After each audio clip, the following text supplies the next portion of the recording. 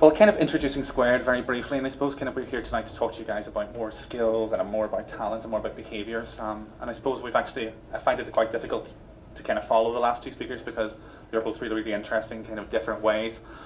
So who am I suppose is very important, and here's a really awkward picture of me, selected by the staff who are in the bottom right-hand corner. People like to torture me, and I'm not going to tell you which brands I've worked for because you can probably guess. You're all possessed of eyesight, so kind of those are the brands I've worked for, and indeed I'm kind of very much involved in marketing across those. So I'm a consultant, Squared are my biggest client, and I have the great privilege really to be coming here to talk to you about them tonight. And to talk to you of course about skills in general, and hopefully answer some of your questions around kind of the skills and the education end of digital marketing, marketing in general, and not getting thrown under the bus by your agency bosses.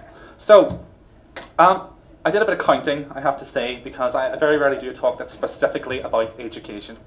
So I did a bit of counting kind of over the course of the years that I've been sort of talking about digital and talking about digital business, and talking in general, sometimes a lot of rubbish.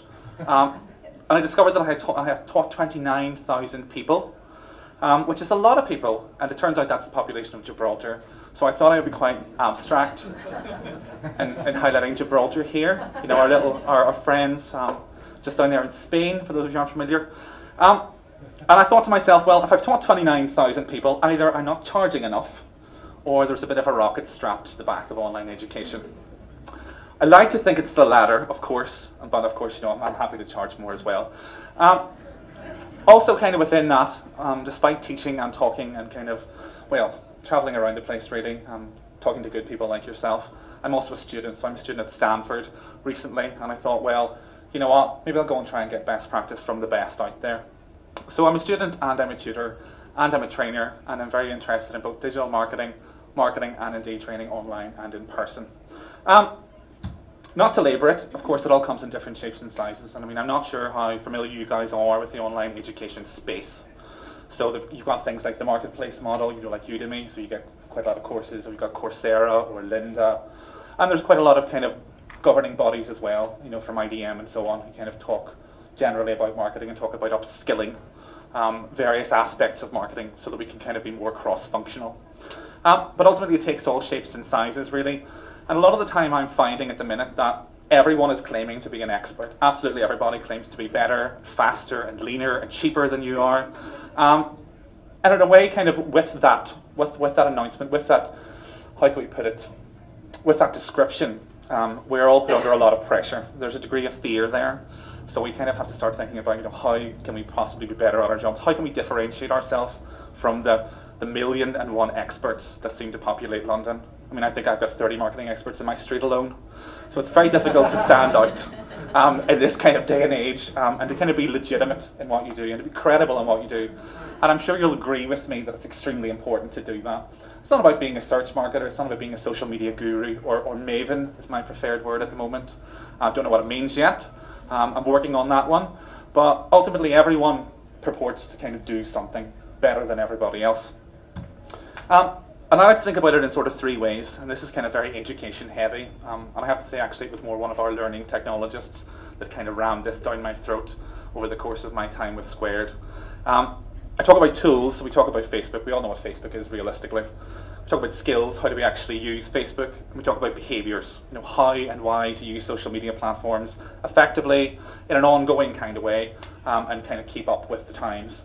And for us, kind of generally, and for myself on a personal level, it's very much more about the behaviour end of things. I mean, ultimately, a question for you guys, and it is a bit abstract I have to say, can anyone speak this language? Really not rhetorical. Anybody speak this language? No? All no?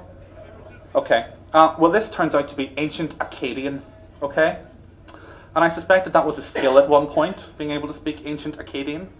But for me, it's a lot more interesting to develop a lust for learning languages, and develop a lust for kind of pursuing your own goals, and develop a lust for, you know, your own benefit, the benefit of your company, the benefit of your clients, the benefit of creating wonderful campaigns.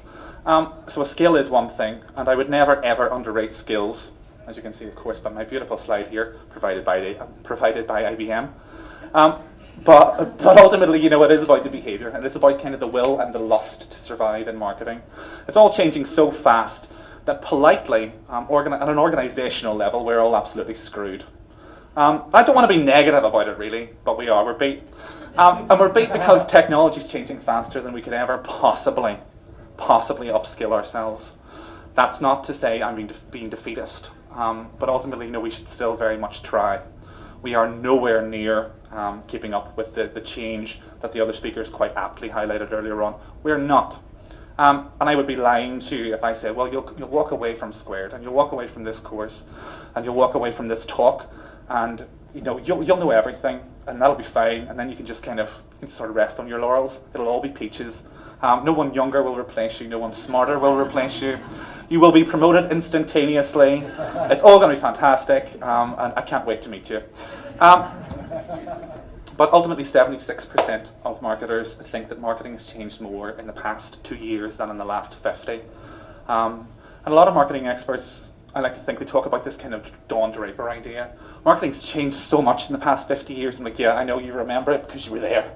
But it's changed so much in the past couple of years because technology is kind of moving so very quickly. It's not even that the technology is moving so quickly, it's how we use it is moving so quickly. And how we actually use it as brands, and how we use it as marketers, and how we use it as consumers has changed so drastically in the past 2 to 3 years, and is likely to change even more so in the next 2 to 3 years. It would be impossible to expect anyone to keep up with it without a bit of help. Be it personal help, be it mentorship, be it education, pick your poison really. But there is a necessity to actually keep up. And another thing, I've also borrowed this from IBM, thank you very much. Love big consultancies. And ultimately, we all kind of we're relatively willing to admit that we find the pace of change quite baffling. And I think in that sort of fear and in that understanding that we're afraid, we have to sort of take action. And this kind of idea, the pace of change in marketing continue to accelerate. I think it's really important to remember that, because at the minute our CEOs and our CMOs are afraid. They're afraid of not understanding what's going on. We don't have necessarily the same confidence in our colleagues that we once did. We don't necessarily have the same confidence in ourselves that we once did. And the skill set and the behavioral expectations and the talents and the things that really make us who we are as a professional have changed drastically. We all can be wonderful people, but we need to understand how the technology actually is implicative in our everyday jobs and being effective in general. And I think this one's quite telling. We don't have the skills at the minute, and I wouldn't even stand here and tell you that I have all of them, because I also don't. And I've spent quite a few years now trying to perfect them. But less than half of digital marketers feel highly proficient in digital marketing. And I know I've just read a slide out to you there, so that's kind of my, I'm just helping you out. But generalists are even less confident. And this is the thing, we purport to do so many things in our everyday job, and I say, I'm a marketing generalist. But when you ask specific questions about topics that I perhaps don't really like that much, kind of the well dries up a little bit. Not that you would ever tell, of course, because ultimately what we're all doing is we're all blagging our way through it. Kind of, you fake it until you make it, as it were. And kind of where I come in and where my passion lies is kind of getting people to the make it, so they don't have to fake it for too long. And we are indeed struggling to keep up. And of course I work on a Mac, so this has destroyed my slide, how sad.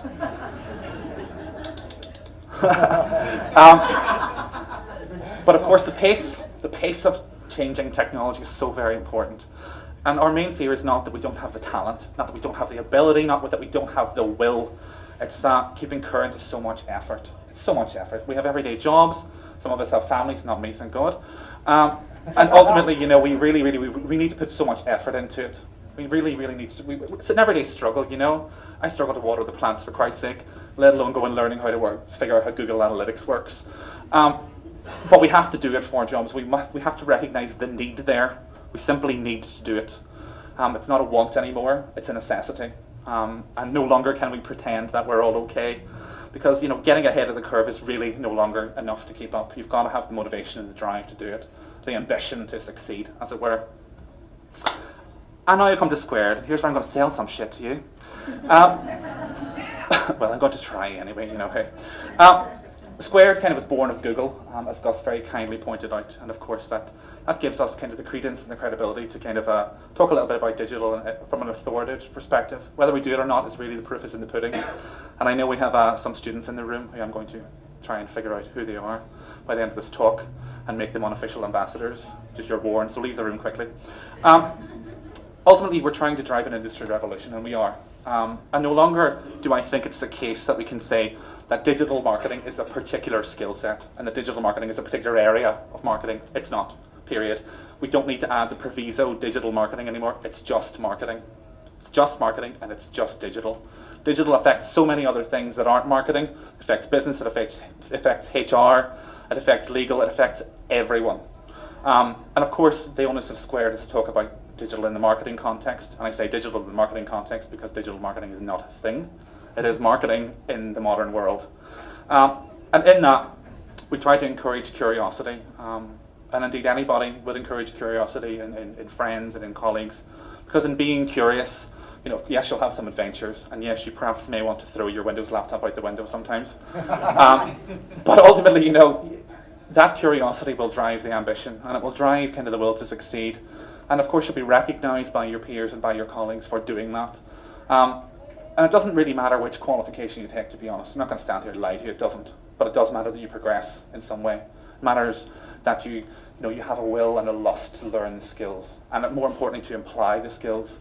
And it's kind of like having all the data in the world. You understand, okay, I need to learn about this and this and this and this. I've got all these different things. But what is of real value to you? And finding out what that is and then going ahead and trying to do that.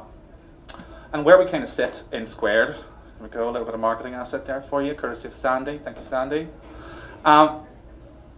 We try to get you to sort of put the puzzle pieces together. So we actually, up front, we actually talk more about digital as a business than we talk about digital in terms of marketing. So we look at things like the value proposition. We look at things like building a startup. We look at things about how to get your product to market in a quite cost-effective kind of way. And indeed to think about it in a valuable sort of way. And I would quote a person, but I don't know if I really should quote him, so I'm just going to use his name. A friend of mine, Ross, he's the strategy guy at Somo, and he's God, essentially, really. And he always says that if we spend sort of 50% of our marketing budget on making better products, we won't have to spend any money on marketing. And that's just kind of basic common sense. And I think a lot of the time we find ourselves in a position where we think, hey, we're going to spend lots of money on PPC. Hey, we're going to throw lots of money into display advertising. It'll all be okay.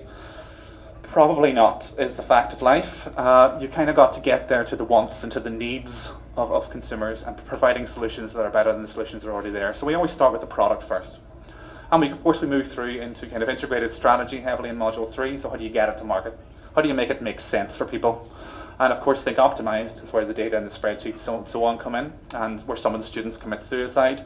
And of course you've got the ongoing revolution, which is more about kind of change and about ethics and about kind of being a robust marketer in a continuum of changing technological advances. And I suppose probably I should preface that all by saying that Squared is much more strategic than it is tactical. There are skills in there are tools in there, of course, absolutely. But it is more about being strategic. It's more about thinking about the bigger picture. It's more about thinking about the broader value for your company or for yourself. It's more about understanding what your friend in the community team does than it is about learning how to be a Facebook master all by yourself. And it is kind of cultivating this notion of driving yourself forward and indeed helping your team forward and collaborating. So collaboration in this context is built so intrinsically into the product that we get people to work in teams of all sorts. And kind of to use an example, and she probably would shoot me, there was a former Google director on the course, and she ended up with 4 or 5 graduates because, of course, we try to mix it up a little bit with various levels of expertise and specialisms. And at the start, she kind of, I think probably she wanted to Sylvia Plath herself a little bit, but she got to the point that she really, really enjoyed it because she got different insights, she got different experiences. And that's generally the case kind of across how we do it. Of course, we chop things up in time zones and so on, and there's quite a lot of logistics and a lot of back-end work, those guys up at the back of the room, that goes into it. But ultimately, that sharing and that collaborating, you learn a lot from different people. And I think that's probably, it's simply an honest truth.